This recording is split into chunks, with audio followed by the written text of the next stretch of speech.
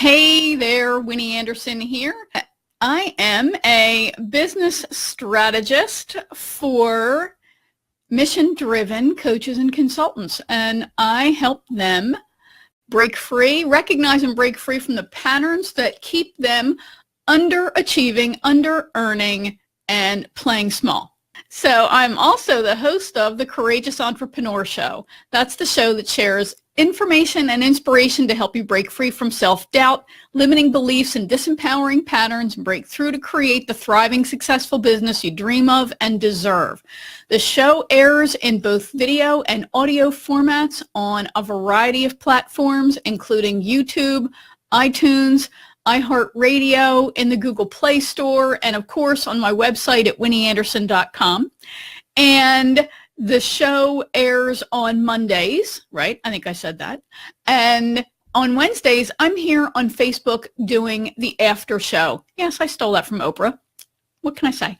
And the after show is where I share additional thoughts that have come to me since editing the episode and airing it. And I also share ideas on how you can practically apply the concepts that were shared in that episode.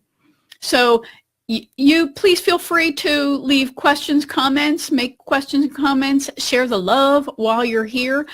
For some reason, I do not see very much in the chat, so not sure what's going on there, but just say hi when you're here and feel free to ask questions or make comments, as I said. And if you like what you hear, please share this with the folks that you are connected to so we can get this information out to as many people as possible. And you can also check out the episode from Monday. It's Wednesday and I had a terrible night's sleep, but I digress. I will share links to the resources and things that I mention in this episode of the after show. I'll share them in the comments at the end of the episode. And of course I have notes. I have 2 monitors, so that's what I'm looking at over here. Let me just make sure yes, that is everything. So let's go ahead and dive in, right? This week's episode was with, featured an interview, because the Courageous Entrepreneur is an interview-based show. This episode featured an interview with the fabulous Tracy Enos. She is a LinkedIn expert, and she specializes in helping people and businesses leverage the LinkedIn publishing platform. And you might not even know what that is, so I'm going to tell you. But the LinkedIn publishing platform is a way for you to share your knowledge, build your brand, and attract clients and opportunities. So you really want to listen to or watch this episode because, of course, I produce it in both video and audio, as I mentioned, and some people like watching. So you can get all of that on my website, winnieanderson.com/Tracy, and that's Tracy, and I'll include the link, as I said, in the comments area. So Tracy has a great backstory. She's lots of fun. I actually met her about maybe 3 or 4 years ago. I sat next to her one day at a multi-day conference training that we were at together. So we've stayed connected ever since. She's a great person. Loved meeting her, and I'm so happy to have her in my life. So Tracy credits LinkedIn with helping her survive financially when she experienced some significant health problems.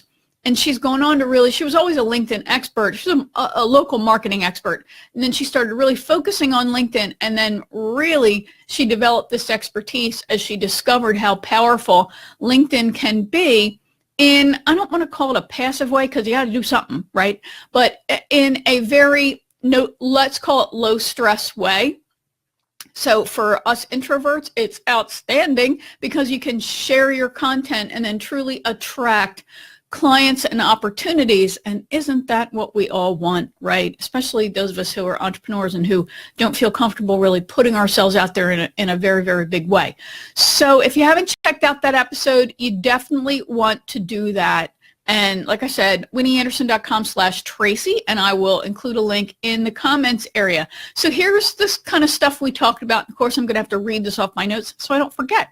So if So what we covered was the basics of what LinkedIn is. Just a couple of minutes because, hey, there are some people who, they've been putting all their attention on Facebook or on Pinterest or Instagram or something else, and maybe they haven't been focusing on LinkedIn, right? You just put your profile up there oh so long ago and left it and never really dealt with it again. So you might really be confused about what it is. So we really did start out with just those basic facts. What's it all about? We talked about what makes it different from the other platforms that are out there. There are similarities, of course, but there are differences as well, so it helps to understand that. She explained the difference between what she calls short form publishing and long form publishing. And that's really the, my hands are super dry.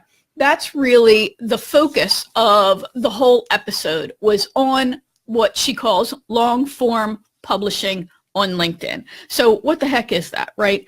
And then we also talked about how to make sure that when you create these long form posts that they are easy for people to read, right? From a physical standpoint, you want to make your content easy to read. So we're talking for mobile users and desktop users, for the scanner, and then for the deep reader, right? Because we know people read differently online than they do off. They might scan first and then go back in and read for a deep dive. How do you make that easy for them? She also touched on issues related to your LinkedIn profile and why we really need to leverage that profile.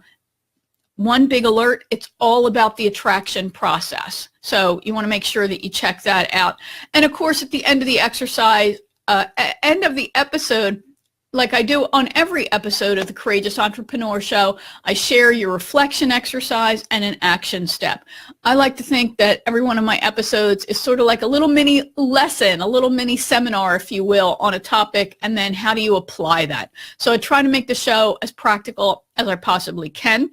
And so what I want to talk to you about today is this difference between short form posting and long form posting, and then what in the heck do you post about? What exactly are you supposed to be sharing, right? So, and how do you figure that out?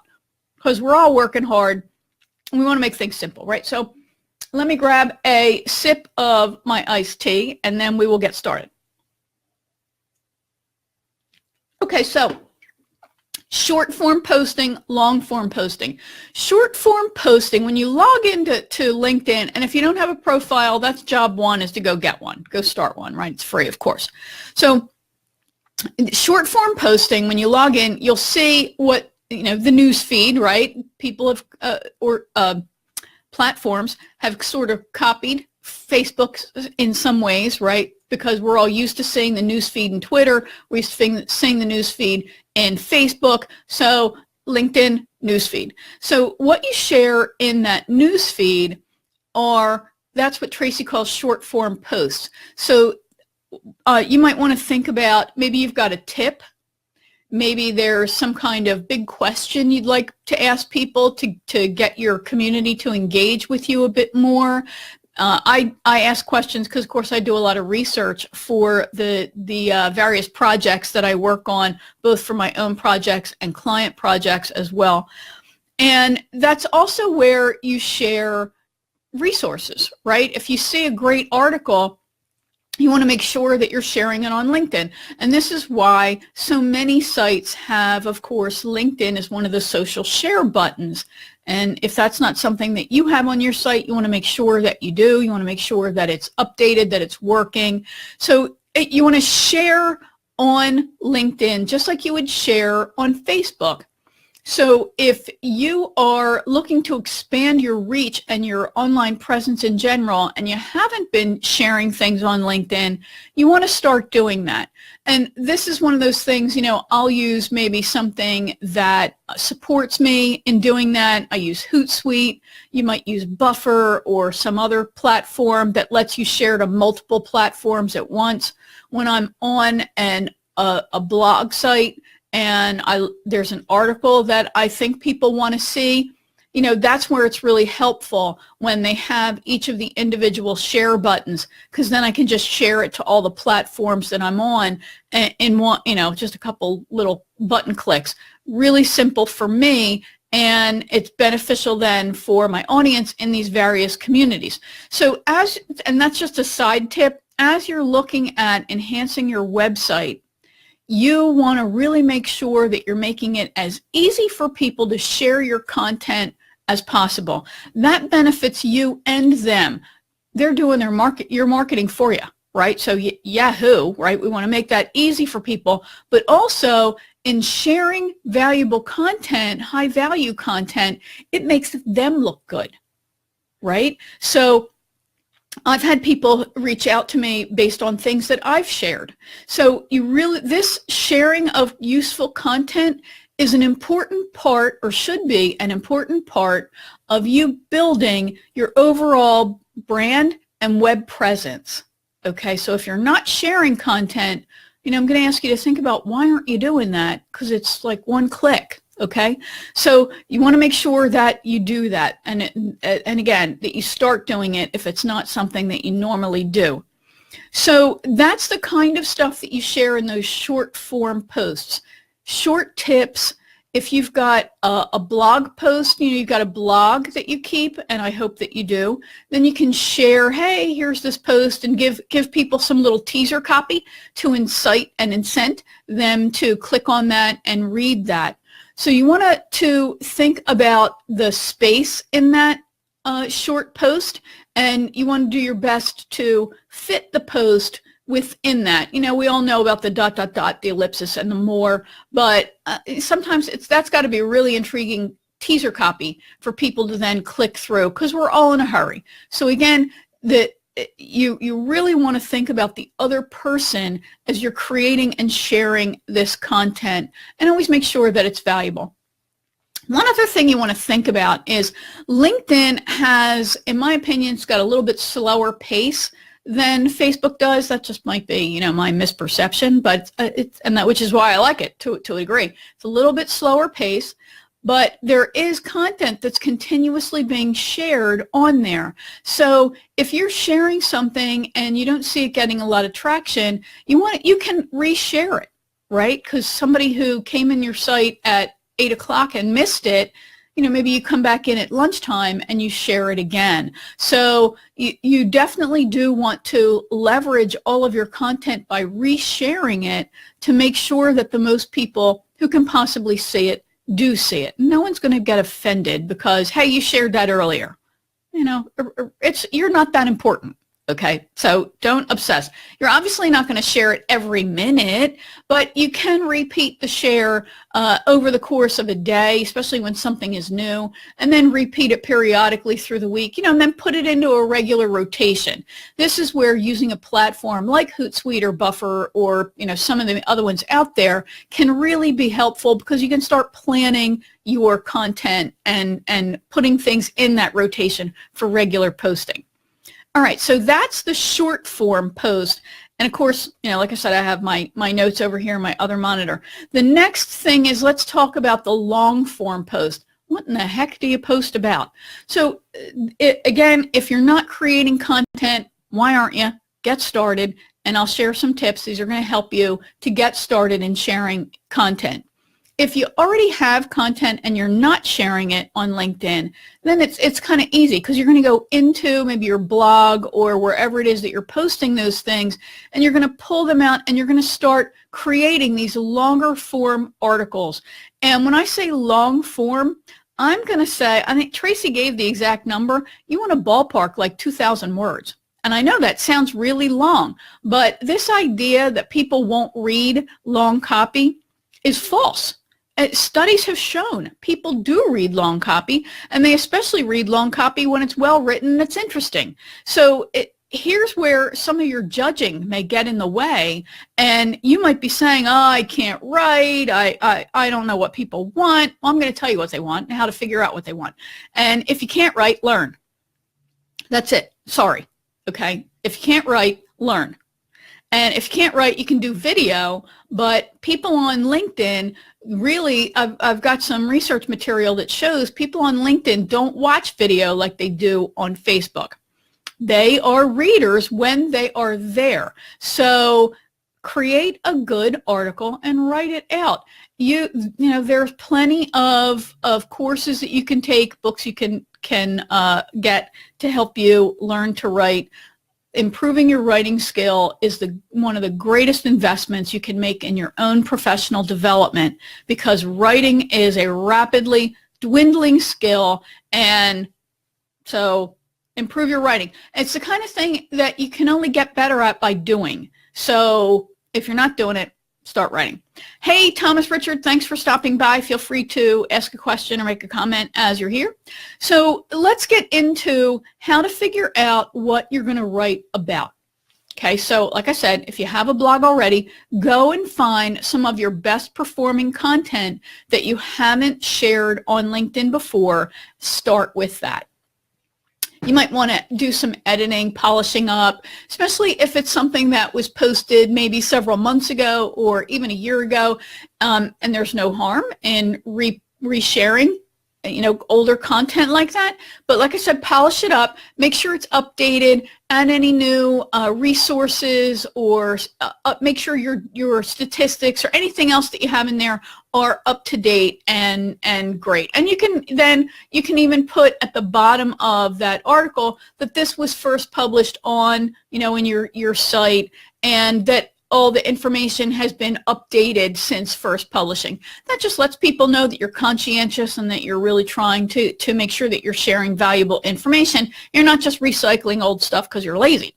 So just a tip for you there. So whether you have an existing blog or not, here's some ideas on what people want to hear about, learn about, and how you can figure out what the heck to share. So of course, the first thing you want to do is go to your FAQs, right? Frequently asked questions. What do people ask you about? And then you want to think about, identify the best ones, the most popular ones, and write about them. You can also then, Mike Koenigs, one of my mentors, talks about the SAQs, the should ask questions. What are the questions that people don't ask you that you know they should ask you about? I'll just give you an example for me. So I have been podcasting for a few years now. The Courageous Entrepreneur Show, as you know, is my podcast, and I love producing podcasts. I get people ask me questions all the time about things like, what mic should I use? What headset do you use? This is actually the original headset that came with my original Sony Walkman. I'm not kidding you. Am I dating myself or what? So people ask me all these tech questions related to podcasting, and I got news for you. It doesn't matter, because tech constantly evolves. The tech is the least of your worries when you're planning to do a podcast or trying to decide if you should do a podcast. The most important thing to worry about is the content. What the heck are you going to say, right? What are you going to do? How are you going to format your show? So those are the things people don't ask me. That would be a should ask question, right? So you've got them too. And this is what I call a great cocktail exercise. A cocktail exercise is just my way to describe a reflection exercise, because you can picture yourself sitting back in a chair with a cocktail, stroking your chin, thinking big thoughts, right? So you want to really think about, what are the things people do ask, and what should they ask that they never ask you? Those would be great posts in general, but they'd be really great things to share on LinkedIn. And of course, you know, I won't get into how do you headline and how do you title your post, but that's incredibly important, because it not only is it keyword, do you want it to be keyword rich, but it's also what's going to grab attention, right? So maybe you even write one about all the things that you should be thinking about before you blah, blah, blah. Right? Whatever it is that's your before you. All the things you should be thinking about when you know, it's this, people want to know, what are they missing, right? So that's an intriguing kind of headline and subject, would draw people in. Another way for you to think about, and this is the best way, okay? Another way for you to think about how to create content that you're going to share on LinkedIn or anywhere else for that matter, is to identify the problems that your audience has. This is one of the things I work with clients on a lot, is identifying the problem that you solve. And I know this sounds screwy, but it's the hardest thing to articulate, especially for those of us who are coaches, consultants, authors, experts. We start our business, we start our practice because of the thing we do, right? The gift that we have, the service that we want to provide. And for those of us who are mission driven, it's the change that we want to create in the world. That's what drives us. We don't stop to think, what's the problem here, right? Somebody doesn't go to veterinarian school, right, to become a vet, and because there aren't enough vets in the world. They want to be a veterinarian because they love animals and they want to heal them, and they want to be around animals all the time. So that's not a problem-driven decision. So you really want to stop to think about what's the problem that you solve, okay? And I gave you in my intro, I work with people who are to identify and break free from the patterns that they're stuck in that lead them to underachieve, under-earn, and play small, right? So those are problems, and that's the stuff that I talk about. So you want to identify the problems that your audience has too. Now, I know you're abundance-minded. I know you're an optimistic, positive person. However, people are caught up in problems. Life is full of them, and we're all moving through our day taking one problem and putting it on the back burner, moving another one up to the front burner. It's what we need to focus on, and it's the flame of the moment, right?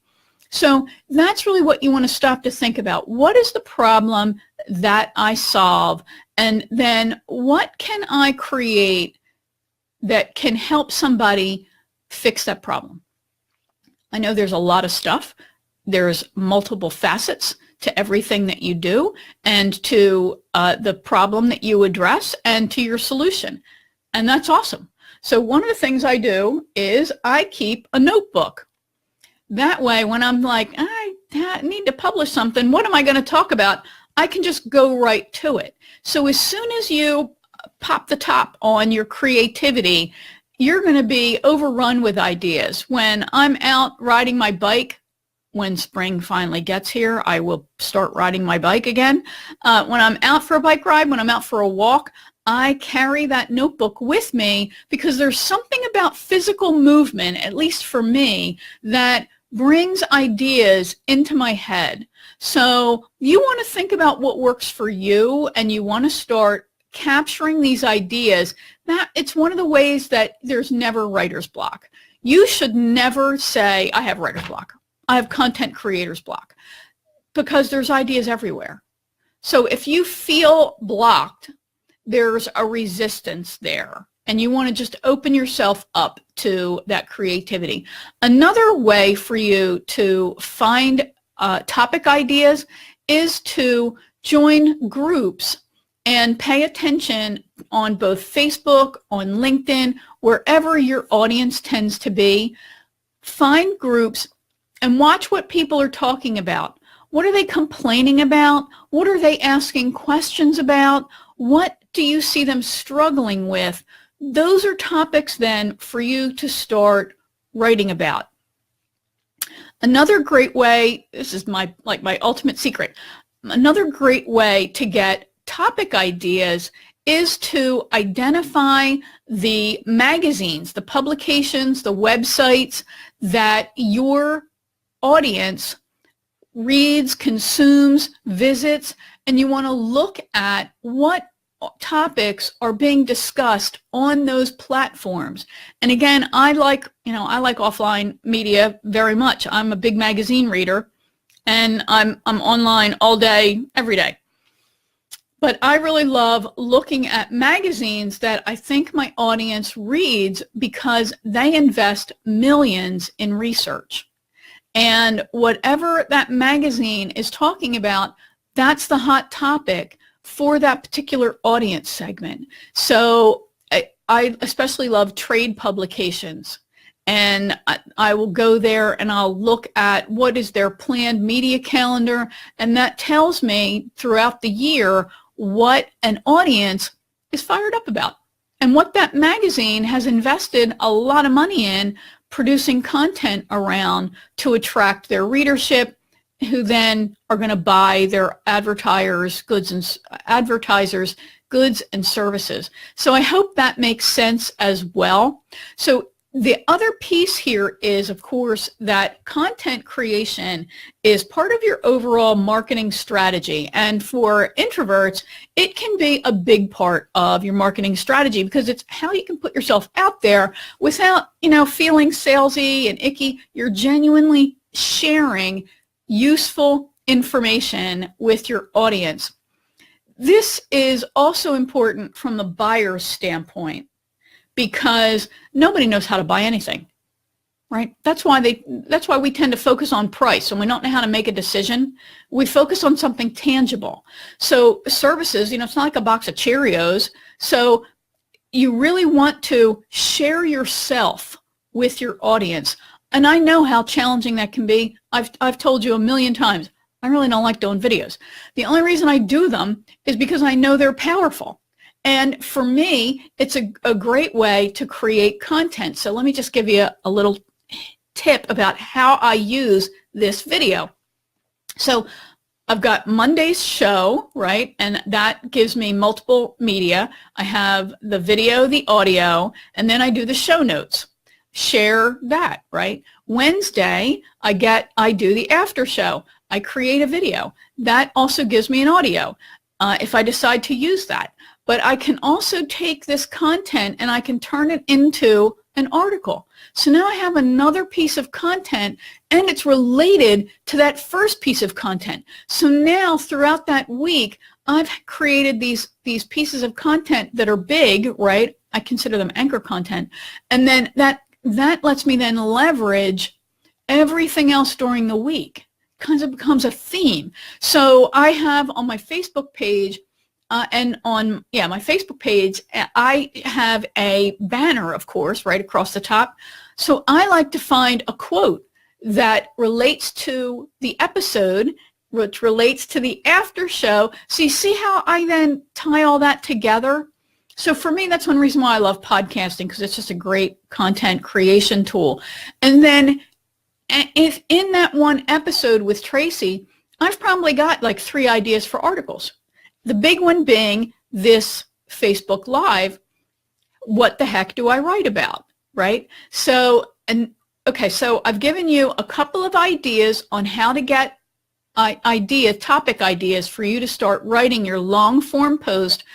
Think about your long form post as like a very long magazine article, and you want to shoot for, I think a minimum of 1,200, 1,400 words, as much as Tracy said, up to like 3,000, 3,300, which I know seems long, but people frankly are sick and tired of these little things that don't actually tell them anything. So you really want to share your best stuff with people. And it's not so your competition can steal it, or so people will read that and never hire you. People who are going to read your stuff and never hire you, they ain't never going to hire you anyway, right? So when you share useful information, you demonstrate your point of view, how you think, how you approach things. You're creating that reputation as an authority, as a trusted advisor, an expert, and you're developing this keyword-rich web presence that really does position you as a trusted advisor, and it begins to attract the right kind of people to you, and it builds your brand as the authority. Your brand is, of course, your reputation, and it's what people think of when they think of you. You're the go-to person for whatever it is you're the go-to person, right? So the next piece I want to share with you very quickly is, how do you lay out this information? Again, you're going to identify the problems that your audience has, and you're going to solve them through your content. And what I do is I think about problems all day, every day. Before I write, I use a formula that speaks to conveying what's called the big idea. The big idea is a copywriting concept that was developed way back in the early days of advertising, and the late great David Ogilvy, I believe, is the person who's credited with really amplifying this concept. And the big idea is your unique solution. And it better be a big idea, or it's not going to get the attention of the public. That's David Ogilvy's theory. And so there's a formula to presenting a big idea. And what you do is you think about, this spells pigs, I'm very sorry, but it does. You want to think about starting, of course, with the problem that your audience has. What's the impact of that problem? Because if the impact is not powerful, it's not going to be important enough for them to solve. It's always going to go to the back burner. So if you're not solving something that people have a tremendous sense of urgency to solve, you better find a new problem to fix. Okay, so problem, the impact, what's the general solution? You know, what's conventional thinking say about this particular problem and how to solve it? And then your specific solution, that's where you come in, right? So you might really think about the general conventional thinking on a subject is X, right? But I don't think X. I think why, and here's my solution. That really positions you as somebody who is truly unique and makes people who are interested in that unique solution go, I never thought about that, but you're right. So if everybody's zigging, you want to zag. And if you're a big zagger, you want to communicate that you're a big zagger, right? You want to really communicate why you're unique, why you're different, because that's how you're genuinely going to attract people who want what you offer. People who buy into and who get your message and get what you do. You do not want to convince people and convert them. You want to preach to the choir, right? You want people who go, yeah, that makes sense to me. I'm going to go check you out, right? So, all right, so what we've got here, to sum up, this week's episode of the Courageous Entrepreneur Show featured the fabulous Tracy Enos as she talked about how to leverage LinkedIn's publishing platform so you can really attract clients and opportunities and build your presence and reputation as a trusted advisor, a trusted authority in your specialty area. In this episode of the After Show, I just gave you some ideas about how to do that. I explained the difference between short form and long form publishing, and then I also gave you some ideas on what in the heck am I going to publish, what am I going to write about on LinkedIn. So I hope that has been helpful to you. Hey, Jody. Hey, Janice, how are you? So sorry, I'm wrapping things up. If you have questions, comments, please post them, tag me, and I will circle back and respond. I'm going to share links in the comment area. You definitely want to check out this week's episode.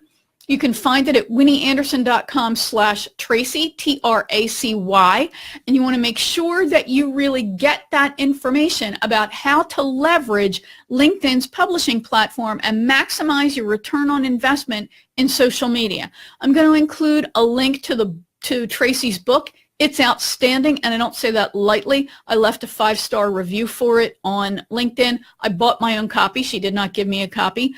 So it really is a great book, very practical and easy read, and lots of how-to, right? So if you listen to her episode, you watch this episode of the After Show, I'm also going to include a bonus episode I have from another interview I did with somebody else about LinkedIn. So I'm going to bundle that. I'm going to be adding that later today to the show notes for Tracy's episode. So you definitely want to circle back at some point and make sure you get that extra bonus interview as well. Remember, share this if you like the information. I'm here every Wednesday doing the After Show, and on Mondays, the Courageous Entrepreneur Show comes out. So great talking with you. Leave questions, comments for me. I'm going to be posting the links in here, and I will catch up with you again soon. Bye for now.